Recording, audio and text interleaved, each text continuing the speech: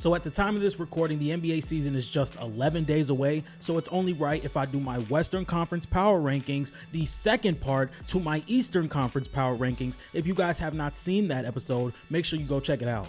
Also, we will be talking about the new Pelicans center. Yes, this player is rumored to be the new Pelicans center at the start of the season. We're also going to be talking about Bradley Beal and the comments that he made about the Suns last season. And if you guys like high-level conversations of basketball, you guys are in the right place. Ball Dominant is on top. Let's get this started.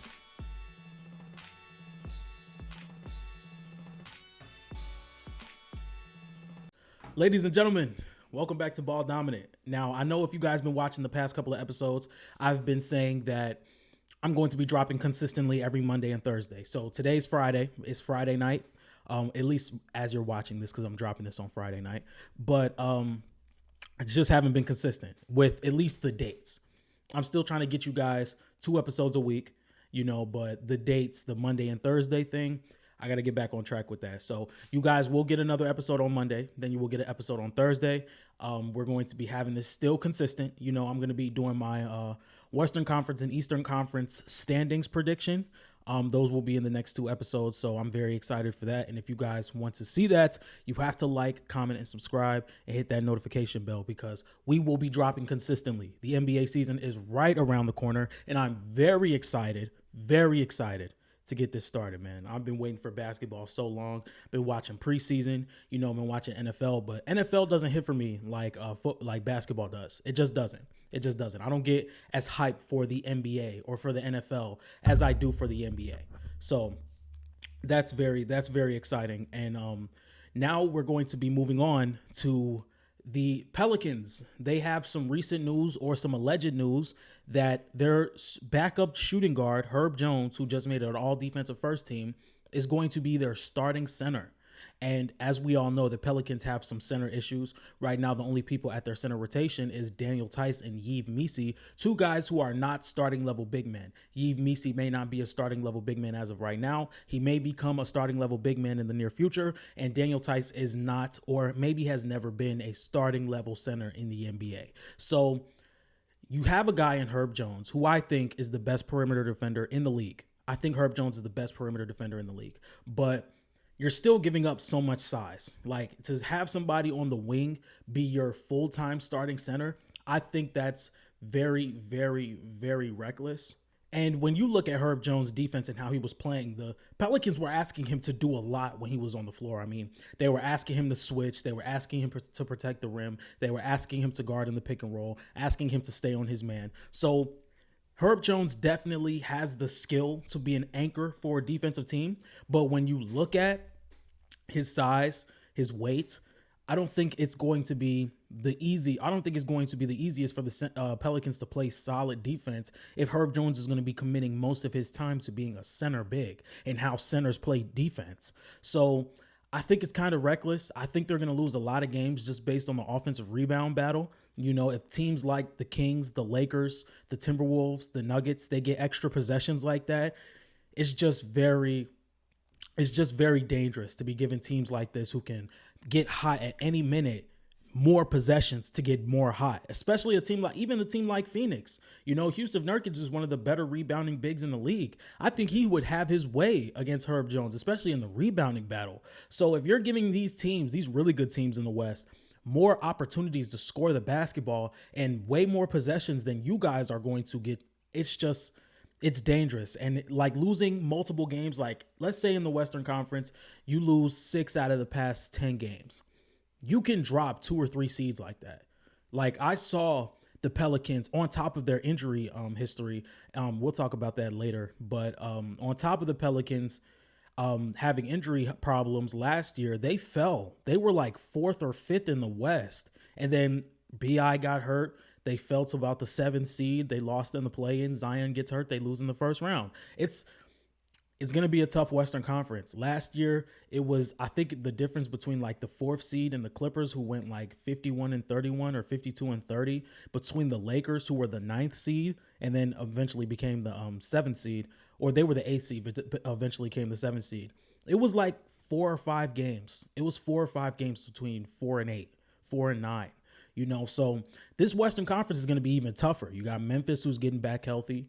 You have Houston, who should be making another jump.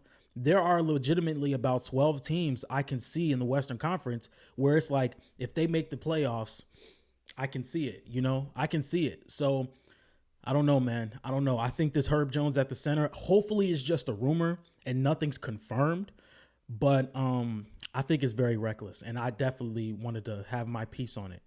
Next thing we're going to be talking about is Danny Green has officially retired. This is a guy who's been from team to team towards the later part of his career. He spent some time in Philly. He spent some time in Cleveland. I think he spent some time in Memphis as well. But Danny Green has officially retired. This is a guy that's a 3-time champion. He is a 3-point specialist, 3-point sniper. This is a guy who was a ultimate level 3-and-D player. He was very valuable to every single team he was on, every single team he won a championship with, whether it was the Spurs back in 2014, whether it was the Lakers back in 2020, or the Raptors in 2019.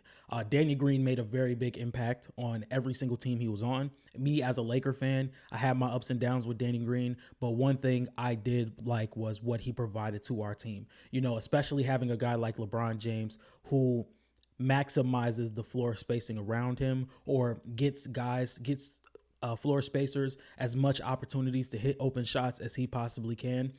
I think he complemented Kawhi in that 2019 Raptors squad very well. I think that starting lineup was Kyle Lowry, Danny Green, Kawhi, Pascal Siakam, and Marc Gasol. That was a really good starting lineup, and Danny Green complemented that squad very well. And then you got the Spurs with their starting lineup of Tony Parker, Danny Green, Kawhi Leonard, Tim Duncan, and Tiago Splitter. I think that was their lineup to start the games. I don't think that's what they used to close the games, but I think that was their starting lineup to start the games. So Danny Green will be remembered, especially the guys at my age, maybe 15, 20 years down the line. We'll bring up Danny Green just as something to laugh about back in 2020. Lakers fans are tough, man. Lakers fans are tough, but we definitely appreciate what you have brought to this Lakers team and what you have brought to basketball teams prior and after. A guy in my position, I was a role player in high school basketball. I played a few years of high school basketball and middle school basketball. I was just a guy who was a role player.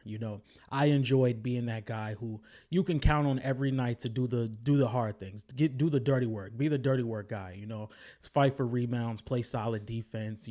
Hit free throws. So I can appreciate a role player. I appreciate a role player maybe more than the average fan. So I love what Danny Green brought to his teams and the teams that he played on, and I'm wishing him the best in retirement. So next up, Bradley Beal was on a podcast the other day. I don't have the exact clip. If I do find it, it will be right here. He was basically saying that he missed about 30 games. And the Suns still went 49-33. So if he were to play about half those games, how much games would they win? And he said that they would be like a second seed in the Western Conference. And I've pretty much been talking about this all offseason. The Phoenix Suns were a team that was not good in fourth quarter offense.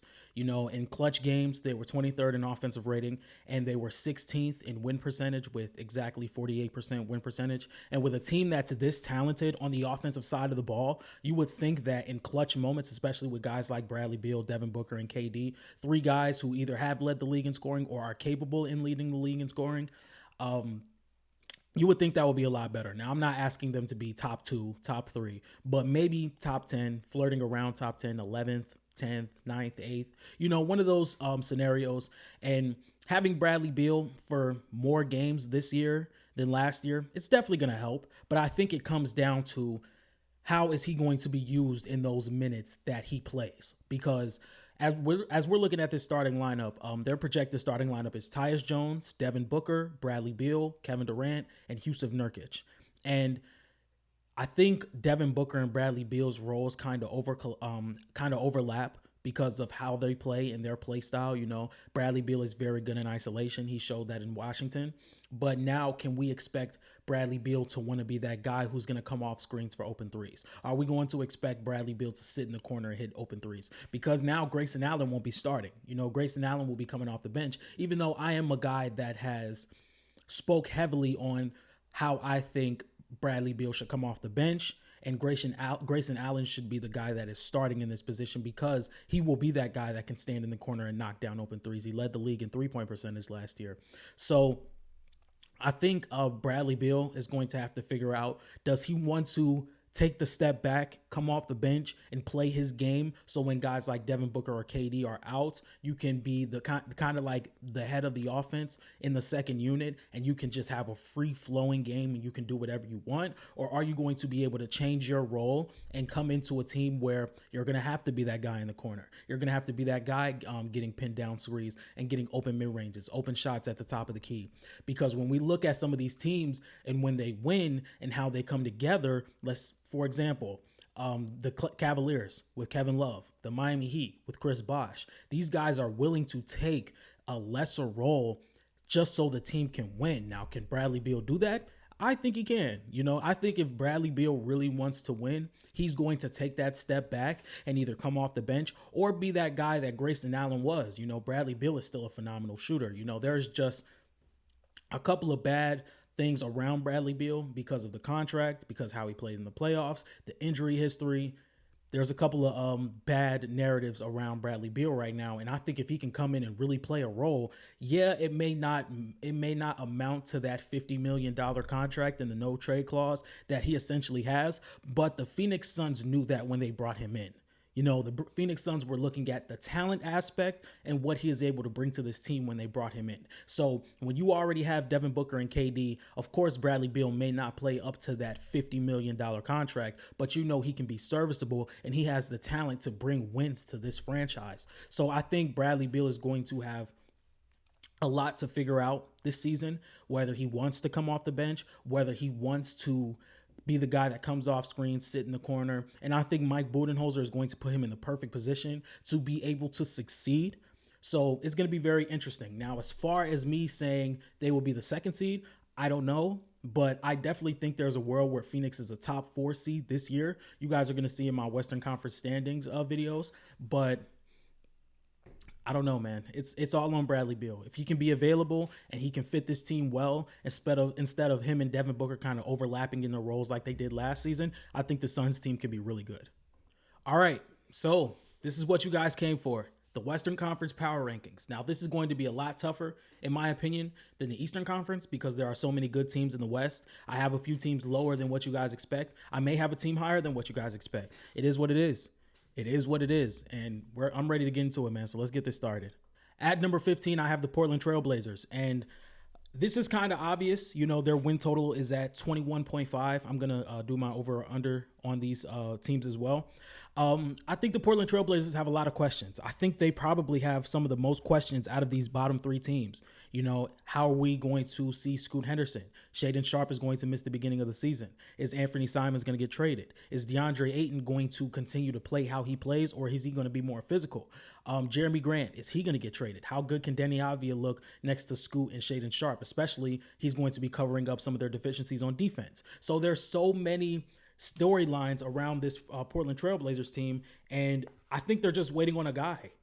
They drafted Scoot Henderson to be that guy because I don't think Shaedon Sharpe, he is a great young player. Deni Avdija is a great young player.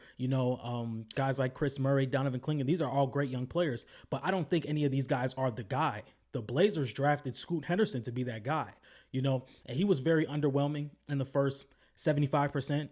I would even say 80 to 85% of his rookie season. But when we look at young guards who are coming into a situation where they have to be the lead guard from day one, they tend to struggle. Steve Nash struggled his rookie year. Russell Westbrook struggled his rookie year. De'Aaron Fox struggled his rookie year. Lonzo Ball struggled his rookie year. There's just things where I want to see signs. You don't have to come out and be this hyper efficient playmaking point guard because that's probably not what you're going to be in your first season. So take your time, become what we think you can become, show flashes, make the right play, and we're going to move forward. I think in the last month of the NBA season, maybe the last 3 or 4 weeks, Scoot Henderson averaged about 16 points, 10 assists. He needs to cut down on the turnovers, but he shot the three a lot better. He finished inside a lot better. And I think a guy like Scoot Henderson, with his athleticism and his shiftiness, he's going to be able to get downhill. He's going to be able to get to the rim. Now, is he going to be able to pass out of those rim looks a lot better? I would expect it this season, so I wouldn't say I'm out on Scoot Henderson because I don't think that he's going to be a bad player. I still think he's going to be the all-star caliber player that this Portland Trailblazers team is going to bring in, and they're going to be a bad team. They're going to be a bad team this year, so they're probably going to have a top 5 pick, and you can maybe pair Scoot Henderson up with a guy like Ace Bailey, or maybe a guy like Cooper Flagg, or even a guy lower in the draft in Edgar Demon, who I think could fit this team very well. So there is a lot of optimism with this Portland Trailblazers team. I just don't think they're going to be as good as I just don't think they're going to be good this year. And I don't think they're going to be good next year. But it's okay because you're building the groundwork. Scoot Henderson, I think, is going to have a way better season. I think Shaedon Sharpe works well with Scoot Henderson. I would love to see Shaedon Sharpe work more in the mid-range instead of from three, because when we see Shaedon Sharpe, he's a solid spot-up shooter, but when he's in the pick and roll, he kind of settles for the three ball a little bit much, where if he were to just step in 1 or 2 steps and work in the mid-range, I think that would work a lot better for him.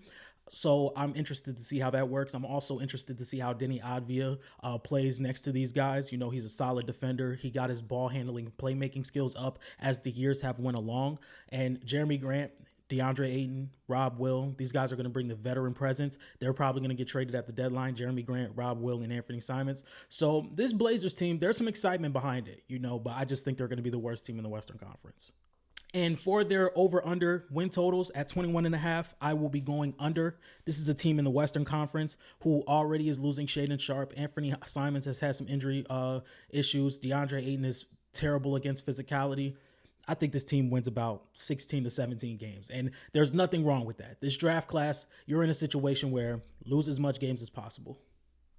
Up next, I have the Utah Jazz, and this is a team I have over the Blazers because you kind of have that player. You have Lauri Markkanen, who I think is one of the better power forwards in the league, not talked about as much, but the way this offense is ran with Will Hardy and how these guys are constantly in motion, these guys are constantly moving the ball. There's not a my turn, your turn type of thing. These guys are moving the ball. Lauri Markkanen scores his 23 to 25 points per game and rarely dribbles the ball.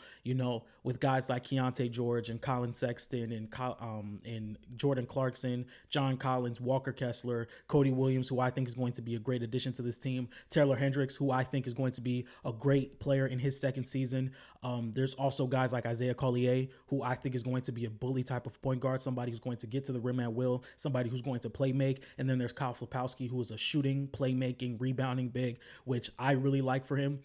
This team's going to be solid, man, and this team's going to be fun to watch for the first half of the season. But you know how the Jazz do it. The first half of the season, they may be 20-22, 20-24, and then they end up losing out and finishing their season 24-58.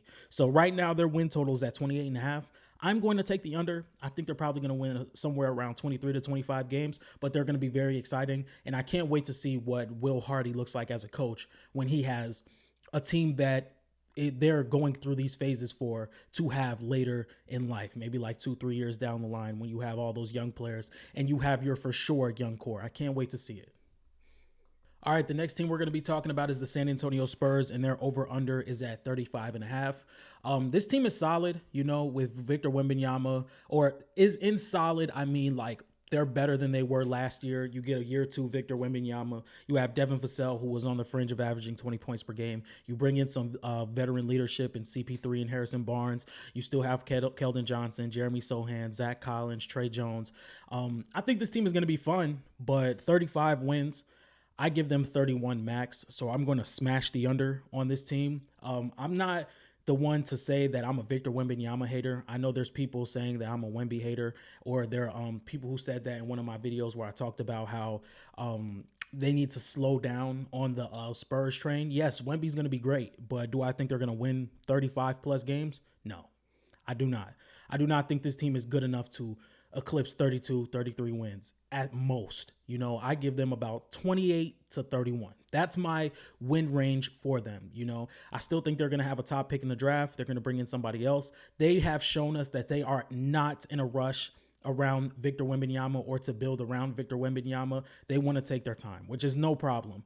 But as of right now, I'm going under 35.5, and I would do more 31. All right, remember I said there are about 12 teams that can make the playoffs this year?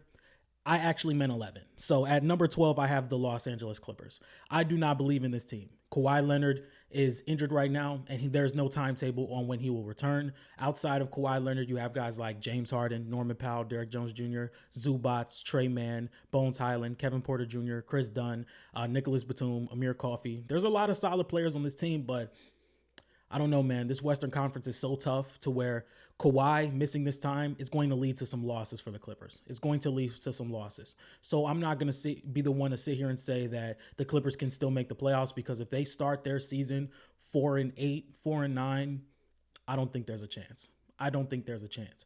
And that's just how it is in the Western Conference, man. The Western Conference is tough. This defense without Kawhi Leonard, I mean, Derek Jones Jr. is going to be fine. Zubats is going to be fine. I don't trust them as much. You know, I don't know, man. I don't know. I don't think this Clippers team is going to be good. Up next, this is where some people may be surprised. I have the New Orleans Pelicans. And the Pelicans, I've been high. I was high on them when they first got DeJounte, but it's like every week they started to fall lower and lower. If you were to ask me right after the DeJounte trade, where can I see this Pelicans team going? I would have said as high as 5th and as low as 8th. You know, I thought they were a lock to make the playoffs, but this center rotation is tough. And after we talked about it earlier in the episode, they're talking about Herb Jones trying to be the center for this team. And this team looks like a lot more talent than fit. You know, the Suns are a very talented team, but at least they fit together. You know, this Pelicans team, they would probably be best if Herb Jones and Trey Murphy started next to DeJounte and Zion, and you get a solid center. But who's going to trade for CJ McCollum and Brandon Ingram? You know, they're in a stuck position where right now Brandon Ingram can't be traded, and he's going to be getting a lot of looks and a lot of touches to get his trade value up. And I think that may lead to some losses. You know, I think there are going to be multiple games where they get out rebounded because they do not have a solid starting level big man. And now Herb Jones is going to be the guy that's going to be playing center. Once again, I do not know if that is true, but based off what I'm going off of, I don't think I think they're going to lose a lot of games trying to bank on them rebounding with teams like Denver, LA, Sacramento, Memphis, Minnesota. It's going to be tough.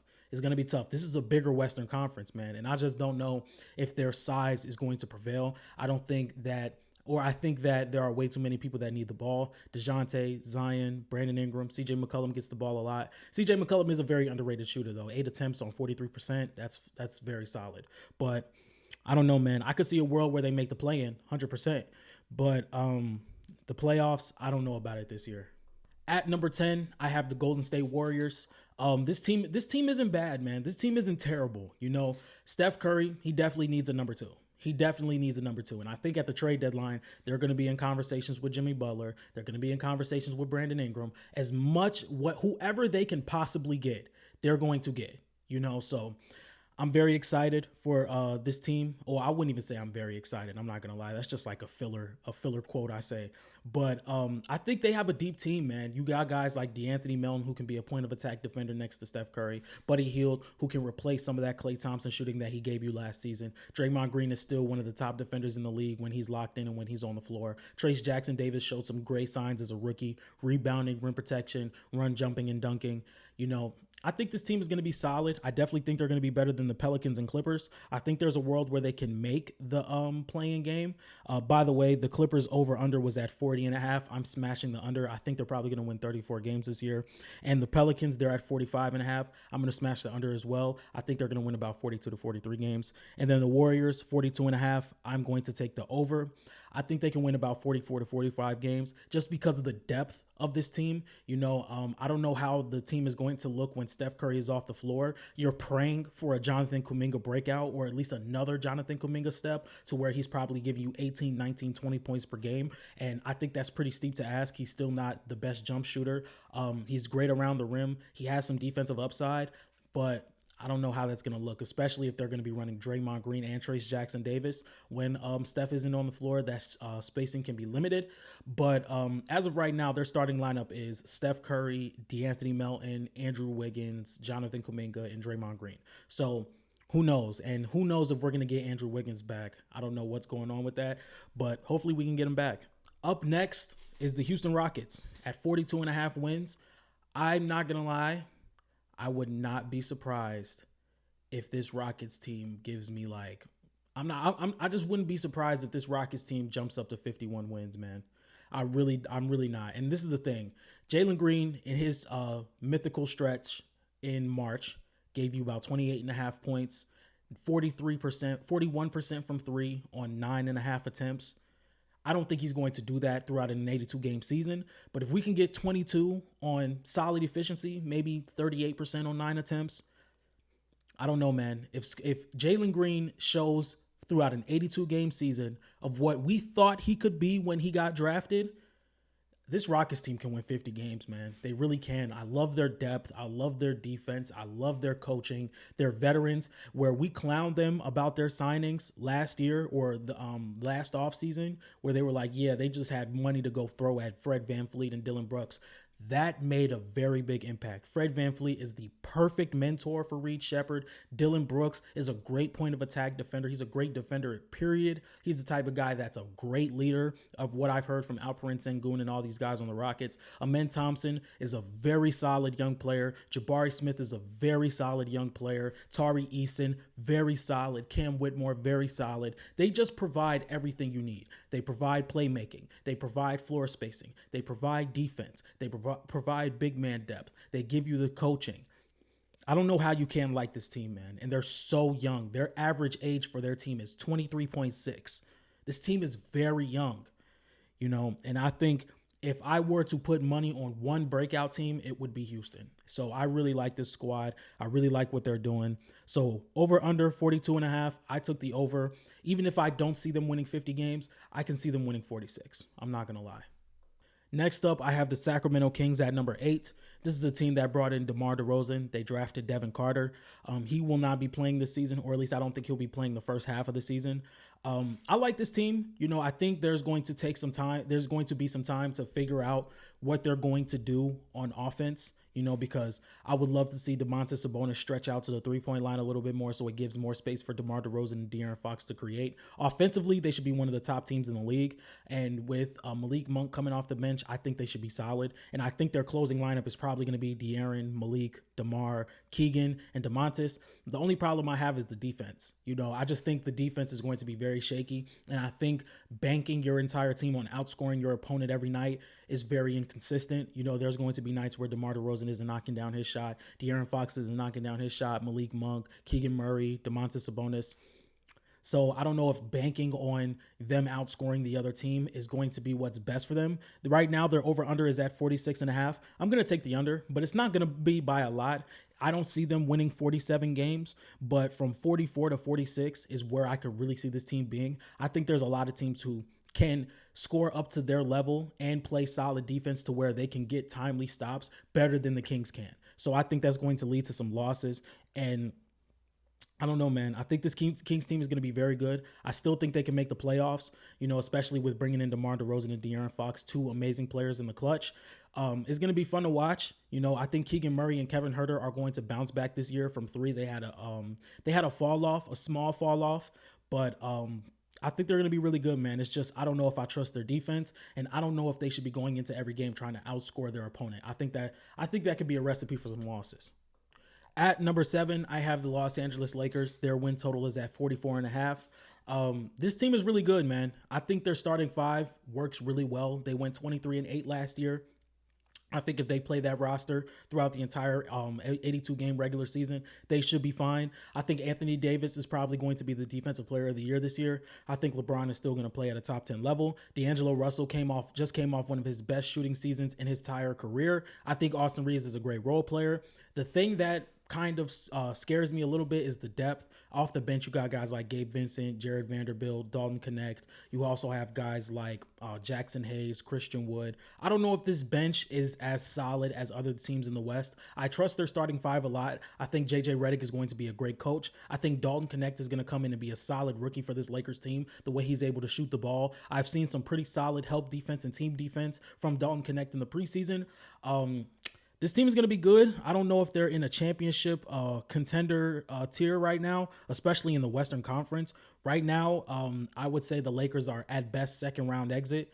I just don't know if having LeBron and AD leaning on them is really the meta. And right now, since we've seen or what we've seen throughout the preseason, it looks like JJ Redick is not going to take that approach. We don't have a guy anymore in LeBron James where it's just like give him the ball and let him carry us to a W. AD has not been that for the Lakers. And I think it's a lot better to see them rely on solid motions, solid actions, solid plays in their half court offense that just gets better open looks for shooters, guys like Austin Reeves, D'Angelo Russell, Dalton Connect, whoever, Rui Hachimura, more mid-range shots. And I think JJ Redick can implement some more screens, or not more screens, more defensive analytics.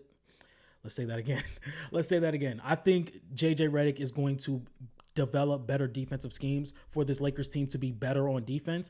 The other night, I saw Anthony Davis guarding at the top of the key in a 2-3 zone or a 3-2 zone, and that was very interesting. He actually held his own pretty well. So I'm going to be excited to see what this Lakers team does when it comes to schemes in their half-court offense.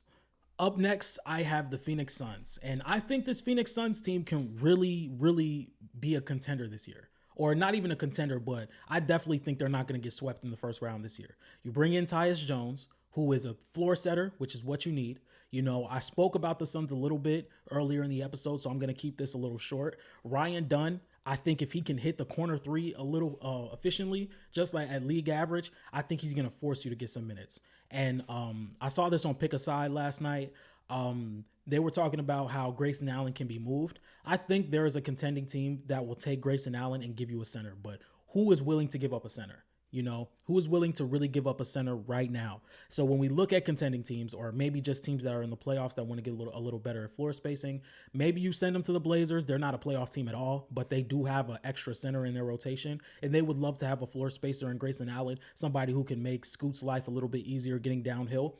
You can bring in Robert Williams, for cheap. He can still be a great defensive player for you. All he has to do is stay healthy. I really don't know how many centers are available right now that you can move Grayson Allen for, and you don't really have any picks, but I think a rim protecting center for this Suns team would really make them a contender in this Western Conference, or at least a contender to get to the conference finals, So I think the Suns team is very close. I think KD and Devin Booker play very well together. I think Bradley Beal can, with his shooting and his shot creation, I think he could be great for this team as well. But there is still a lot of questions, and this team is deep in the second apron, and I don't think a championship is going to come out of that. So this may be the last season or the second to last season that we really see this experiment work, especially without any picks. And the Rockets are just holding their picks, waiting. Like, look, man, come get it. Like, I got this shiny object. I got this shiny object. Come get it. Come get it. So I think the Suns, they're going to be competitive, way more competitive than they were last season. By the way, the over-under for the Lakers is 44.5. I went over. I think the Lakers can win about 46 to 48 games this year. The Phoenix Suns, their over-under is at 46.5. I think the Suns can win 51 to 52 games this year. I think they're going to be really good. Next, at number 5, I have the Memphis Grizzlies. The Memphis Grizzlies, their over-under is at 47.5. You're bringing back your guys. Your guys are healthy. Other than, I think, Gigi Jackson, who's going to miss like the first few months. I think Vince Williams is going to miss the first few months as well, so that's going to be puzzling. But I think this defense is going to be great. I think Zach Edey has the potential to be one of the better or best defensive centers in the league. When we just talk about post defense, rim protection, there were some moments in preseason, I think like within the first 30 seconds of the first 30 seconds of the game against Dallas, Luka and Kyrie weren't playing, but he guarded Spencer Dinwiddie out in the perimeter and forced a turnover. And then the very next possession, he got a block on a help side defense. Zach Edey's going to be great, especially with him and Jaren Jackson maybe roaming around the paint when the ball's on the perimeter. I think Zach Edey can be really good on defense, man. And I think this Memphis Grizzlies team is going to hang their hat on the defensive side of the ball. I think Desmond Bane's going to be great for them. I think Jaren Jackson's going to be great for them. And this Memphis team can be a unit, man. I'm not going to sit here and say that they're a contender like some people may have thought a few years ago, but this is a team that I can see being a 4 or 5 seed, especially with the T-Wolves losing Cat. Julius Randle isn't going to be on the team or playing for the team for the first month or two. And then after he comes back, you kind of have to get him back in the flow of the offense. I think the Grizzlies are the T-Wolves are probably going to be a 5th or 6th seed. And then you can see a world where the Grizzlies or Suns jump into that 4th seed, or maybe even the Lakers, So it's something to look at. It's something that's very interesting in my eyes. But once again, I think this team lays their hat on defense. Marcus Smart's going to be a great defender. Desmond Bane is locked in on defense. John Morant can be locked in on defense too. He's not one of those point guards where he's just going to automatically bring you down. I think he shows effort on the defensive side of the ball to where he can be the lead guard for a top 5 defense in the league. Jaren Jackson's the defensive player of the year, former defensive player of the year. I got Zach Edey as my rookie of the year. So this Grizzlies team's going to be really good. They're 47.5 win total right now as their over-under. I'm going to take the over. I think they can win about 48 to 49 games this year. I'm not going to smash the over and say they're going to win 53 games, but 48 to 49 wins this year, I think that's solid. Next, I have the Minnesota Timberwolves. And the Minnesota Timberwolves, their over-under right now is at 52.5. They just lost Karl Anthony Towns. They brought in more spacing with Dante DiVincenzo. Naz Reid will be the starting power forward for probably the first month or two of the season. And this team is still really good. But the question I have is, how is Ant-Man going to progress as a playmaker? I think Ant-Man, if you are committed to having Ant-Man become the lead ball handler of this team, you let Dante DiVincenzo start, or maybe even if Mike Conley still starts, it's still a lot better just to have Anthony Edwards have the ball in his hand with his scoring dynamic. And now if you add him being a playmaker onto this team, it gets a lot better. Naz Reid, when he started in that stretch where Karl Anthony Towns was hurt, I think he was giving you 18 a game on good efficiency. Rudy Gobert is still one of the best defenders in the league, top 5 in my opinion. Dante DiVincenzo was no slouch on defense. You still have Jaden McDaniels. Nickeil Alexander-Walker is a great defender. Anthony Edwards is a great defender. Julius Randle can guard in space better than Karl Anthony Towns can. I think this team is going to rack up some wins. 52.5, though, I think is a little high this season. I wouldn't even say that they're going to do 48 wins, but I'm saying like maybe around 50 to 52 is where I would see them. Like I can see them going 51-31 this year. Next, I have at number 3, the Dallas Mavericks. Their win total is at 50.5. And I think the Mavericks got better. I mean, you bring in Klay Thompson. One of their biggest struggles in the finals was they couldn't hit any above the break threes. The Celtics purposely let them shoot above the break threes because guys like PJ Washington and Derrick Jones Jr. were shooting under 30% in that series from above the break threes. I think Derrick Jones Jr. wide open threes, 18%. PJ Washington wide open threes in the finals, 23%. So bringing in a guy like Klay Thompson who's going to fix that shooting for them. Yes, I know he went 0 for 10 in the playoffs or in the play-in game against the Sacramento Kings. But in this past season, Klay Thompson on wide open threes, 41%. Klay Thompson on pull-up threes, 39%. Klay Thompson on above the break threes, 38%. And this is a guy that's putting up 10 threes a game. So Klay Thompson's definitely going to help out with that floor spacing issue. I think a spread pick and roll where you have Derek Lively setting the screen. Luka's going to be the pick and roll ball handler. You have PJ Washington and Klay Thompson in both corners. And then you have Kyrie on the wing, maybe just getting the ball and attacking a closeout. It's going to be very hard to stop. Guarding 1v1 and having no help side defense in a Luka Doncic, Derek Lively pick and roll, very dangerous to stop. And then you bring in guys who I think Najee Marshall's a better defender than Derrick Jones Jr. I think he can guard some of these guards in the West a lot better than Derrick Jones Jr. can. He's a lot stronger. He can move with his feet just as well as Derrick Jones Jr. is. I don't think the athleticism is as up to par with Derrick Jones Jr., but I think Najee Marshall's better with his hands. I think Najee Marshall's better with his hands, and I think he's a solid defender. Quinn Grimes is also a very solid defender. And then you have Derek Lively and Daniel Gafford, who are going to be getting around the same minutes, kind of like how Mitchell Robinson and Isaiah Hartenstein did with the Knicks. So I think this team is still going to be very good. Like with their 50.5 win total, I'm going over. I think they can win 54 games this year. I think they could truly win 54 games this year, 54 to 55. So that's the Dallas Mavericks at 3. And then for the Denver Nuggets, they are my number 2 spot at 52.5. I think Christian Brown is going to play well. I think he needs to stop hesitating on his outside shot and just shoot it. That's my thing for the Denver Nuggets, because KCP, whether it was in the mid range or whether it was in the corner three or around the wing, as soon as he got the ball, he was going to shoot it. I think Christian Brown hesitates with his shot a little bit, and he just needs to shoot it. I think Christian Brown is more athletic. He's stronger than KCP. That's why he guarded Anthony Edwards better than KCP did in the postseason. So this team is still going to be solid. Julian Strawther, from what I saw in the preseason, looked like he was knocking down his shots. I think Dario Saric and Russell Westbrook are going to be solid off the bench in the regular season. And their total wins for over-under is 52.5. I'm going to go the over again. I think this team can win 53 to 54 games, whether they are the 2 seed or the 3 seed in the Western Conference. They're going to be fighting for home court advantage. So I can definitely see this team winning around those games. And number one, you guys know I haven't mentioned them yet, but I have the Oklahoma City Thunder. This team is probably the second or third best starting five in the entire league. With SGA, who just came off of being number 2 in MVP voting, Chet Holmgren, who in my opinion is a top 10 defender in the NBA, J-Dub, who is an elite defender, Lou Dort, elite defender, Alex Caruso, elite defender, Cason Wallace, I think can be elite this season, Isaiah Joe, great shooter, Aaron Wiggins, great shooter, Isaiah Hartenstein, fantastic on defense, elite on defense, what he can do offensively as a connector, maybe a short roll passer or just a passer period, offensive rebounder, great guy. I think he's going to be great, and you can play him when Chet's off the floor, and you can play him with Chet's on the floor. So that is what makes it so dangerous for this OKC team. A lot of people are still talking about their experience, but I think this team can go to the finals. I really do. So right now their win total is at 55.5. I'm going to smash the over. I think this team is probably going to win at least 58 games, at most 61. I think this Thunder team is that good. And this is a team that they're young. These aren't guys that are just going to be sitting out of nowhere. These guys are young. They're going to go out. They're going to compete every single night. They're going to run up and down the floor. They're going to be pesky on defense with Alex Caruso and Lou Dort, SGA, J-Dub, Chet Holmgren. That entire starting lineup does not have a negative on defense. And they're probably going to be a top 5 offense. So this team is very dangerous, man. They're very dangerous, and that's why they're at my number 1 spot.